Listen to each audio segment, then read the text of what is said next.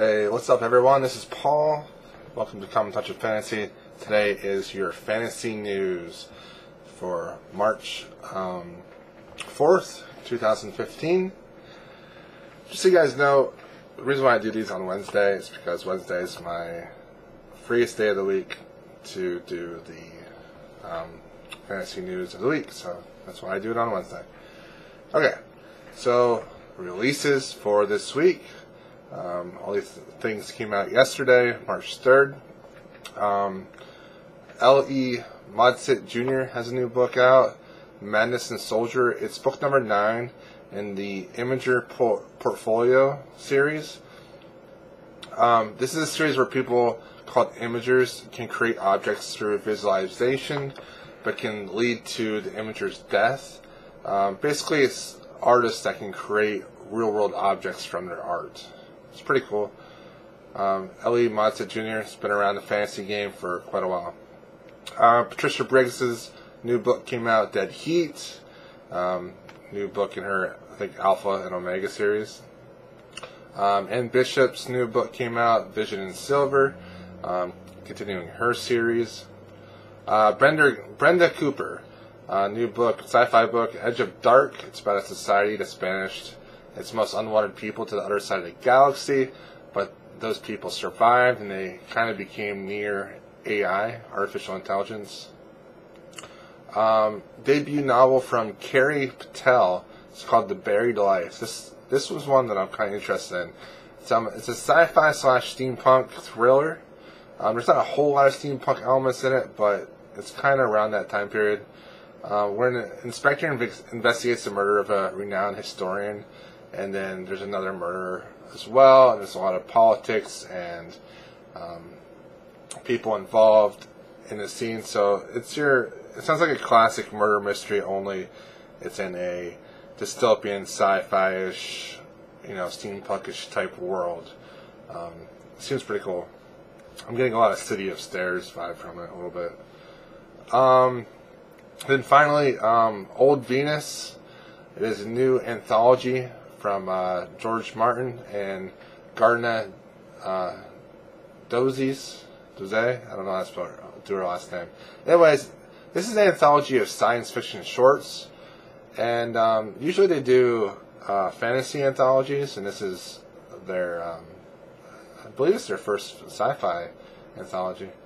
But there's some older stories from Edgar Rice Burroughs, Ray Bradbury, and C.S. Lewis. They have some of their classic science fiction tales, but also newer stories from Elizabeth Bear, Garth Nix, Joe Haldeman, Mike Resnick, Ian MacDonald, and many others.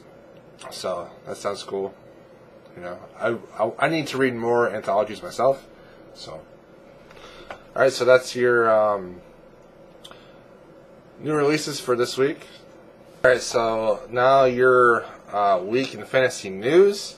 If you guys missed it, Orbit Books put an awesome webcast talk with Brian McClellan and Sam Sykes. And it is both informative and hilarious. Sam Sykes is just one of the most funny authors out there, and he doesn't try to be anything but himself.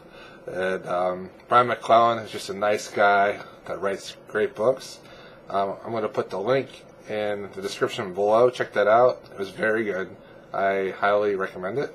And next, Mark Lawrence, the author of Prince of Thorns and the Broken Empire trilogy, is doing an interesting thing with independent book bloggers. So he had this idea, and the idea is that he has a set of book bloggers, which are 10 of them that he got, and they're all going to receive some submissions from independent book writers. So a lot of self-published people that aren't published yet, and what they're going to do is they're going to go through 25 books for each blogger. They don't have to finish the book, but there is going to be one book that they're going to put their reputation behind, and they're going to say, hey, this is the best book that I read out of these 25 books. And then that book will go to the next round. And then all the book bloggers will read all the one book that each one of them submitted. And then they're going to rank those books that they read and write reviews. And then they'll decide like which book that they like the most out of those 10 books. And then that person will be the winner. They don't really win anything. It's just all about creating publicity for people that need it, book bloggers that need the traffic, and then more specifically the independent authors that need people to be reading their books. I think it's a great idea. I wish them all the best of luck, and I hope there will be some amazing finds of like the next big writer in those self-published books. I'll put a link below with the description of what he's doing and how it's going to work. It's from his website, so check that out. It's pretty interesting. Thanks to Mark Lawrence for helping support the independent author. The next thing, R Fantasy, which is the big subreddit for fantasy. I'm a big part of it. I love that subreddit. I've found so many recommendations for books. I found BookTube through that subreddit. It's a great place to chat with authors as well. Well, they released their favorite authors. So everyone that's like a member submitted their top 10 favorite authors, and then they tabulated results. And these are the top authors for our fantasy people. Coming in number 1 is Brandon Sanderson. Then we have George Martin. We have Patrick Rothfuss, J.R. Tolkien, Robin Hobb, J.K. Rowling, Joe Abercrombie, Robert Jordan, Scott Lynch, Mark Lawrence, Jim Butcher, Terry Pratchett, Stephen Erickson, Brent Weeks, Neil Gaiman, Guy Gabriel Kay, Michael J. Sullivan, Brian McClellan, Glenn Cook, Stephen King, Peter V. Brett, Ursula K. Le Guin, Anthony Ryan, Tad Williams, Raymond Feist, Garth Nix, Philip Pullman, R.A. Salvatore, and many more. So I'm going to put that list, the link to the list, down below, and maybe you can check that out. There might possibly be an author on there you never heard of. The ones further down the list are people I've never heard of. Majority I have, but there are some here that I haven't heard of. So check that out. You might find your new favorite author. You know, on Saturn News, Leonard Nimoy passing away was incredibly sad for me. My mother was a Star Trek fan, and she watched Star Trek when she was younger, and I watched it with her. It was something that we share. I became a Trekkie as well. I always watched Next Generation after I got home from school when I was young. Leonard Nimoy, he was just awesome. What made him so special, and his character of Spock special, is that it showed me that it was okay to be different, to think a little bit different, to act a little bit different, and still be respected by people. And that was big for me when I was a little kid. That sometimes, you know, I might be a little weird, but you know, Spock's a little weird too, but Spock is awesome. So it's okay to be a little bit weird. And also his relationship with Kirk. There can't be any two people that are more different than Spock and Kirk.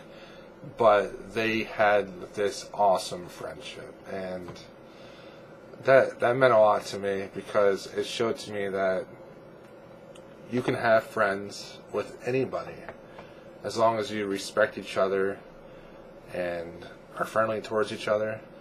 You can find that even though they're way different than you, there's something about them that you like. Okay, the first cover reveal today is for Peter V. Brett, The Skull Throne, the UK cover. So the UK cover is on the right, and the US cover is on the left. UK cover, some people don't kind of like it. I believe Peter V. Brett said, you know, it's always odd when what I imagine my character's looking like and the artist ends up doing that, and then people just don't like it. It's kind of odd for me that what's in their head doesn't match what's in my head, so it's whatever. I personally think the U.S. cover is cooler. I think it would look better on the shelf with the previous covers, which are some of my favorite covers in fantasy literature. The next thing, George R. R. Martin, he donated his first edition of The Hobbit to Texas A&M University, the library.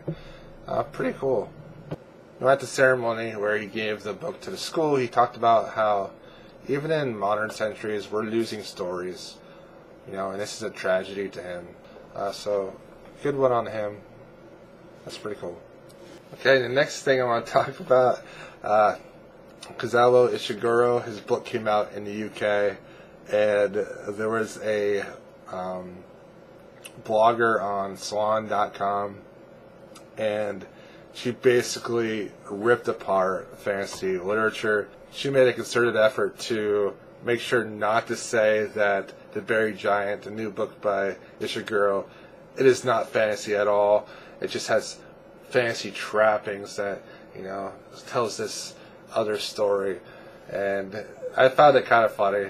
And then the always amazing Ursula K. Le Guin responded to her. It basically was like, seriously, fantasy is awesome.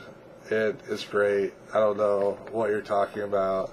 And why is it so bad to call a book fantasy when it's published? It doesn't have to be like, surrealism or magical reality or things like that. Why not call what it is a fantasy book? And so I'm going to put the links down below. Read the Ursula Le Guin, what she has to say about it. She always has awesome things to say. Hopefully when I'm her age that I can think as clearly and as concise as her, because she's just awesome. And also it's funny because the writer from the Salon article, got to kind of a little tiff with Thomas Wagner, the guy from SF180 and SFreviews.net, and on Twitter, and it was just hilarious. I loved reading it. It was so funny. So, I don't know. That's kind of gossipy, but, I just wanted to mention that. It's kind of funny. Okay, and the last two things that I want to talk about. We have 2 more cover reveals. Jim Butcher's The Aeronauts Windlass has their cover now. Pretty cool. Some guy standing on the bow of a ship with a sword. Looks like a pirate. Looks just like the guy from Once Upon a Time. Captain Hook on Once Upon a Time. But yeah, pretty cool. It matches the color scheme of the Dresden Files books, I kind of find. Like the goldish, and I don't know. It's pretty cool though. And then lastly, this just came in today, right before I did this, and I saw this. Cover reveal for The Thorn of Emberlane. This is Scott Lynch's new book. The Gentleman Bee. I don't know. I don't swear, so you guys know what series it is. New book from Scott Lynch. And here's a new cover, and it is cool. Guys with armor, full armor. I think that's awesome. You don't see that much. You always see guys that have like bare chest and hardly no armor on with a huge sword, but in reality, they wore a ton of armor. If you're going into war, I want as much armor as I can possibly get. Okay, and the last thing is going to be something new. My favorite fantasy review of this past week came from, once again, SF180, Thomas Wagner. He did a review of Station 11, and I really liked that review. I didn't want to read that book until I saw his review on it. Before I saw his review, I didn't think it was really something that I'd be interested in, but after his review, it sounds really good. So that's my favorite fantasy book review on BookTube for this past week, and then next week I'll pick another one. Just something new. Alright, thanks for watching, everyone. This has been your week in fantasy news. Please comment. Please make sure you check out all the links below where I got all this information so that you can read it too and find out what's going on.